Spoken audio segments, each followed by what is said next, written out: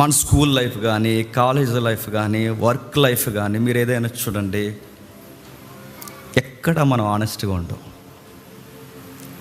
నేను సిగ్గు లేకుండా చెప్తున్నానండి, I was not in my school life. నేను లేను యథార్థంగా. నా కాలేజీ లైఫ్లో కూడా నేను లేను. నేను క్రీస్తులోనికి రాకముందు ఐఎమ్ లయర్. మీరు ఒప్పుకోకపోయాను, నేను ఒప్పుకుంటున్నాను. ప్రతి ఒక్కరి జీవితంలో అబద్ధాలు ఆడాం, యథార్థత లేకుండా జీవించాం. క్రీస్తులోనికి రాకముందు మన జీవితాలన్నీ తప్పుడు తడకలు. ఇప్పుడు ఎలుగులో నిలబడి మన జీవితాన్ని ఒకసారి వెనక్కి తిరిగి చూసుకుంటే అసలు ఆ లైఫ్ ఎలా జీవించాం అబ్బా అనిపిస్తుంది. మన జీవితాన్ని చూసినా అలా జరగకుండా ఉంటే బాగుండు అనిపిస్తుంది. అలాంటి అబద్ధాలు పేరెంట్స్ దగ్గర కానీ, గురువుల దగ్గర కానీ మనం ఎందుకు చెప్పాల్సి వచ్చిందంటే ఆ లైఫ్ మనకు ఇంపుగా అనిపించింది ఆ టైంలో. ఒక ఉదాహరణ చెప్తాను వినండి. మనకు అనుభవాలు ఉంటాయి అక్కడక్కడ. ఇవన్నీ నలుగురు పిల్లగాళ్ళు స్కూల్కి ఆలస్యంగా వచ్చారు. ఆలస్యంగా వచ్చినప్పుడు టీచర్ అడిగింది, అరే ఈరోజు ఎగ్జామ్స్ కదరా, ఎందుకురా మీరు ఆలస్యంగా వచ్చారని అడిగింది. ఒక దొంగ అబద్ధం చెప్పారు. టైర్ పంచర్ అయిపోయింది మేడం, మేము ఎక్కిన కారు అన్నారు. ఇలాంటివి మనం చెప్పాం లేదు చెప్పండి. సెలవు దొరకడానికి నాన్నమ్మని ఎన్నిసార్లు చంపేశాను చెప్పండి, అమ్మమ్మని ఎన్నిసార్లు చంపేశాను చెప్పండి, మామిని ఎన్నిసార్లు చంపేశాను చెప్పండి. అందుకని నేను అంటున్నాను, పచ్చి అబద్ధికులు మనం. ఎలాగైనా మాట్లాడేస్తాం. అబద్ధాల కోరి అంద పదం. ఎక్కడ అవకాశం దొరికితే అక్కడ అలా మెలితేసి మాట్లాడేస్తాం. అబద్ధం చెప్పేసరి ఈజీగా టైర్ పంచర్ అయిపోయింది మేడం, లేదా మేము ఎగ్జామ్స్కి వచ్చేద్దామంటే వీళ్ళు టైర్ పంచర్ అయిపోయింది అన్నది అబద్ధం.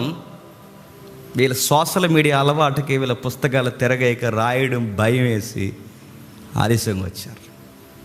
ఇప్పుడు ఎగ్జామ్ అయిపోయి వచ్చారేంట్రా అని అడిగితే, మేడం మీకు విషయం చెప్పినా, ఇప్పుడు మీరు ఎగ్జామ్ పెట్టినా మేము రాసేస్తాం, మేము రాయడానికి రెడీగా ఉన్నాం మేడం, టైర్ పంచర్ అవ్వకపోతే మేము రాసేద్దాం అన్నారు.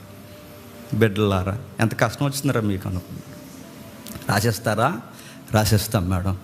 వెరీ గుడ్, అందరూ వెళ్ళిపోనియండి, నేను సొరవ తీసుకుని బాధ్యత తీసుకుని మీకు టెస్ట్ కంటిన్యూ చేస్తాను, సుపీరియర్తో మాట్లాడారు, టెస్ట్ పెడతారు. నలుగురు ఉన్నారుగా, నలుగురు 4 మూలలు కూర్చోబెట్టి ఒక మాట రాసింది. నేను ప్రశ్నలు చెప్తాను, మొట్టమొదటి ప్రశ్న దానికి ఆన్సర్ చేయండి. నలుగురు 4 వైపులు కూర్చుని ఎవడ వైపుకు చూడకుండా దిక్కులు అటువైపు తిరిగి కూర్చుని మొదట ప్రశ్న అడుగుతున్నాను, మీ కారులో ఏ టైరు పంచర్ అయిపోయింది? ఆన్సర్ రాయండి అంతే.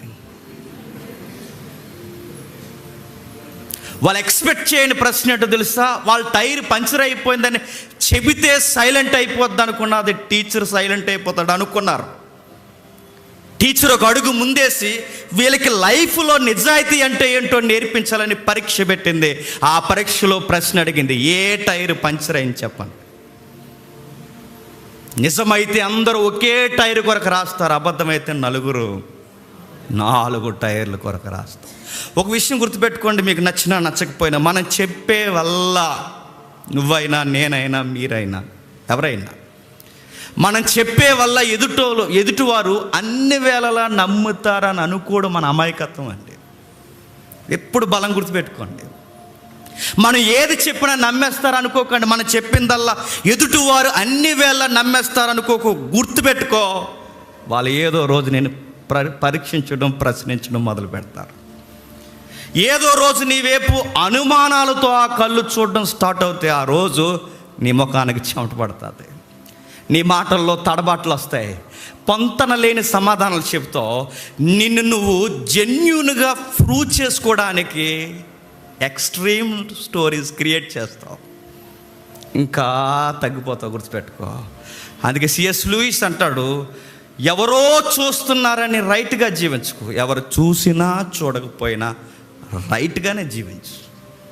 ఎందుకంటే ఈ కథలు అల్లడం, అబద్ధాలు ఆడడం, ఎవరో చూస్తున్నారని, మనుషులుంటే ఒకలాగా, మనుషులు లేకపోతే ఒకలా నువ్వు జీవిస్తే ఏదో రోజు తెలిసిపోతావు, తెర తొలగిపోతుంది, కనబడిపోతావు. ఆ రోజు వాళ్ళ దృష్టిలో నువ్వు చాలా తగ్గిపోతావు. చాలా అప్పటి వరకు ఆ వ్యక్తులని చాలా ఊహించుకుంటారు. అరే, వ్యక్తిత్వం కలిగిన వాడు, వికాసం ఉన్నవాడు అని ఆలోచించుకుంటారు. ఆ రోజు నువ్వు తెలిసిపోతావు. అబద్ధాలు ఆడతాడా వ్యక్తి, అబద్ధాలు ఆడుతుందా ఈమె, తెలిసిపోతావు. ఆ రోజు నీ వర్క్లో కూడా, నీ ఆఫీసర్ దగ్గర నువ్వు చాలా నేరో డౌన్ అయిపోతావు. గుర్తుపెట్టుకో. మనం అనుకుంటామండి, సోషల్ మీడియా కల్చర్ వచ్చిన తర్వాత ఎవడో చూడలేదని ఎలా అనుకుంటారండి. ఇది వాడిని ప్రతి ఒక్కడు గుర్తుపెట్టుకోండి. మొబైల్ ఈ భారత యాజమాన్యుని చూస్తుందని మర్చిపో. ఇది వాడిని ప్రతి ఒక్కడికి. ఒకప్పుడు రహస్యాలు గుండెల్లో ఉండేవి, చెప్పండి. ఇప్పుడు రహస్యాలు మొబైల్లో ఉన్నాయి. నా వాట్సాపేగా అనకు, నీ వాట్సాప్ గవర్నమెంట్ది కూడా, గుర్తుపెట్టుకో. నా ఎఫ్బీఏగా అనుకోకు, నీ ఫేస్బుక్ గవర్నమెంట్ది కూడా, గుర్తుపెట్టుకో. నా మొబైలేగా, నా మెయిలేగా, నా పాస్వర్డేగా అనుకోకు. నువ్వు ఏ సైట్స్ ఓపెన్ చేస్తున్నావో ఇండియన్ గవర్నమెంట్ అబ్జర్వ్ చేస్తుంది. ఈ లొకాలిటీలో ఏదైనా క్రైమ్ జరిగితే ఈ టైప్ ఆఫ్ సైట్స్ ఎవడు ఓపెన్ చేస్తున్నాడో లిస్టు బయటకు తీస్తారు, తెలుసా? సైబర్ క్రైమ్ ఈ టైప్ ఆఫ్ లేదా ఇలాంటి నేరం జరిగిందంటే సోషల్ మీడియాని ఎక్కువగా ఈ క్రైమ్ని వాచ్ చేసింది ఎవడో లిస్ట్ తీస్తారు బయటికి. నీ లొకేషన్, మీ ఇల్లు, డోర్ నెంబరు, అంబులెన్స్ నెంబర్ వచ్చినట్టు వచ్చేది మీ ఇంటికి, గుర్తుపెట్టుకో. అరే, ఒక గవర్నమెంటే అబ్జర్వ్ చేస్తుంది, మన ఇరుగు పొరుగు వారు మనల్ని అబ్జర్వ్ చేస్తారు. అరే, ఈ సొసైటీయే మనల్ని అబ్జర్వ్ చేస్తున్నప్పుడు నిన్ను పుట్టించిన సృష్టికర్త నీలో ఇంటిగ్రిటీ చూడ్డాన్ని, నీ చిత్తశుద్ధి చూడ్డాన్ని నువ్వు ఎందుకు అనుకుంటున్నావు? ఒక మనిషి లైఫ్లో ఎప్పుడు సక్సెస్ అవుతాడో తెలుసా? చిత్తశుద్ధి ఉండాలి, గుర్తుపెట్టుకో. ఎవరో చూస్తున్నారు, ఎవరో నన్ను అబ్జర్వ్ చేస్తున్నారు, ఎవరో నన్ను పలకరిస్తున్నారు, ఇవన్నీ వేస్ట్ అండి. నా దేవుడు నన్ను చూస్తున్నాడు. నేను ఎక్కడున్నా చూస్తాడు, ఆ చీకట్లో ఉన్నా చూస్తాడు, ఈ గదిలో ఉన్నా చూస్తాడు, ఈ నలుగురిలో కూర్చున్నప్పుడు చూస్తాడు, నేను ఎక్కడికి పోయినా చూస్తాడు, ఆరు బయట ఉన్నప్పుడు చూస్తాడు, బంజరు భూములు ఉన్నప్పుడు చూస్తాడు, ఒంటరిగా నా గదిలో ఉన్నప్పుడు చూస్తాడు. నా దేవుడు నేను ఎక్కడున్నా చూస్తాడు. నేను ఆకాశానికి ఎక్కిపోయినా నన్ను చూస్తాడు, పాతాళమంత లోతు దిగినా నన్ను చూస్తాడు. ఆయనకి మరుగైన స్థలం అంటూ ఏది లేదు. అందుకే నీ పనిలో నిబద్ధత ఉండాలి, నీ పనిలో నిజాయితీ ఉండాలి. నెక్స్ట్, నీ కరెన్సీ వాడడంలో, ఈ మాట బాగా గుర్తుపెట్టుకోండి, దేవుడు నీకు ఇచ్చిన డబ్బుల్ని వాడడంలో కూడా నువ్వు నీతి తప్పకూడదు, గుర్తుపెట్టుకో. నెక్స్ట్, నువ్వు ఎదుటి వ్యక్తుల కొరకు మాట్లాడుతున్నప్పుడు నీ వొకాబులరీ ఎలా ఉంటుందో చూస్తాడు దేవుడు, గుర్తుపెట్టుకో. ఏ టైప్ ఆఫ్ వర్డ్స్ నువ్వు ఉపయోగిస్తున్నావు? కావాలని ఆ వ్యక్తుల్ని, ఎదుటి వ్యక్తుల జీవితాల్లో డౌన్ చేయాలని నువ్వు ప్లాన్ చేసి మాట్లాడుతున్నావా? మొత్తం గమనిస్తాడు. నీ కమ్యూనికేషన్ స్కిల్స్ ఎలా ఉన్నాయో చూస్తాడు ఆయన. ప్రతీది అబ్జర్వ్ చేస్తాడు. ఎదుటి వారిని డౌన్ చేసి నువ్వు అప్పర్ స్టేజ్లో ఉండాలనుకుని చూస్తున్నావా? అది కూడా చూస్తాడు ఆయన. లైఫ్లో ఎవడో ఊరకే సక్సెస్ అవ్వడండి. లైఫ్లో ఊరకే రాత్రికి రాత్రే ఎవడ ఎదిగిపోడండి. బైబిల్ సెలవిస్తుంది, జెన్యూన్గా ఉన్నవాడే సక్సెస్ అవుతాడు. దాని బైబిల్ ఎలా అన్నాడు? యథార్థవంతులు వర్ధిల్లుతారు, యథార్థవంతులు వర్ధిల్లుతారు. నీ ధనం వాడడంలో నువ్వు ఎలా ఉన్నావు, నీ పనిలో నువ్వు ఎలా ఉన్నావు, నీ వర్క్ ప్లేస్లో నువ్వు ఎలా ఉన్నావు, నీ ఇతరుల కొరకు నువ్వు మాట్లాడుతున్నప్పుడు నీ భాషా నైపుణ్యత ఎలా ఉంది. నెక్స్ట్, నువ్వు పంచిపెట్టే విషయంలో దాచేస్తున్నావా, నిజాయితీగా అందరికీ పంచుతున్నావా, ఇంకా వ్యక్తుల్ని గౌరవించే విషయంలో ఎలా ఉంటున్నావు, ఇంకా నీ ప్రేయర్ లైఫ్లో ఎలా ఉంటున్నావు, ఇంకా నీ బైబిల్ స్టడీలో ఎలా ఉంటున్నావు, ఇంకా నీ పేరెంట్స్ ఉన్నప్పుడు, నీ పేరెంట్స్ లేనప్పుడు ఎలా ఉంటున్నావు, నీ వైఫ్ ఉన్నప్పుడు, నీ వైఫ్ లేనప్పుడు, నీ యజమాడు ఉన్నప్పుడు, నీ యజమాను లేనప్పుడు,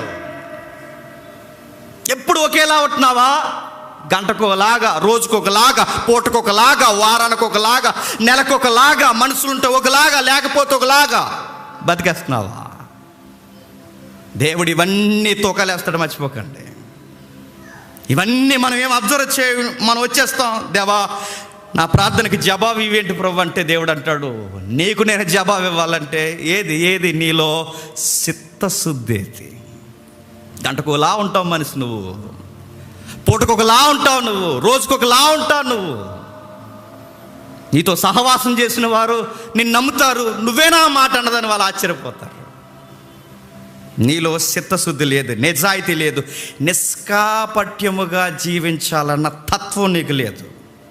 మీరు అనుకోవచ్చు దేవుడు చాలా నిజాయితీ కోరుతాడు, ఆ మాటల్లో కూడా అబద్ధాలు వద్దని దేవుడు కోరుతాడు. ఏం చేయమంటారండి? అబద్ధాలు చెబితే దేశంలో గొడవలు అయిపోతాయని నువ్వు అంటావేమో. బైబిల్ చెప్తుంది, గొడవలైపోయిన నిజాన్నే చెప్పు, ఏమైపోయినా నిజాన్నే చెప్పు, ఎలా జరిగినా నిజాన్నే చెప్పు. అందుకే మన స్కూల్ లైఫ్లో, కాలేజీ లైఫ్లో, మన ఉద్యోగ జీవితంలో ఎక్కడైనా మనం చూడండి, మన అబద్ధికులు. అవకాశం కొరకు నాన్నమ్మని చంపేస్తాం, అవకాశం కొరకు అమ్మమ్మని చంపేస్తాం, అవకాశం కొరకు జరగని యాక్సిడెంట్ అయిపోయిందని చెప్తాం, అవకాశం కొరకు మనకి ఏదన్నా పేమెంట్ ఏదన్నా రావాల్సి ఉంటే ఆడివ్వకపోతే ఒక సెంటిమెంట్ డైలాగ్ చెప్తాం. హాస్పిటల్కి వెళ్ళిపోయారు అందరూ, డబ్బులు ఎవరు ఉండలేదు, డబ్బులు ఎవరు ఇంట్లో కొంచెం డబ్బులు చూడాలి, అప్పిస్తా లేదని ఆడికో కథ. చూసారా? అంత ఎక్కడ మీరు చూడండి దరిద్రపు అబద్ధాలు. బట్ వన్ డే క్రీస్తులోకి వచ్చాం, యేసు ప్రభువులోకి రావడం ప్రారంభించాం. ఇప్పుడు మనం వెనక్కి తిరిగి చూసుకుంటున్నాం. దేవుడు మనకు చెప్తున్నాడు, ఈరోజు నీ లైఫ్లో నుంచి మెల్లమెల్లగా నీ గ్రాఫ్ స్టార్ట్ చేస్తాడు. నీలో ఉన్న ఆ నిజాయితీ లేని తత్వాన్ని తీసేసి దేవుడు మనకు కొన్ని సర్టిఫికెట్లు ఇస్తాడు.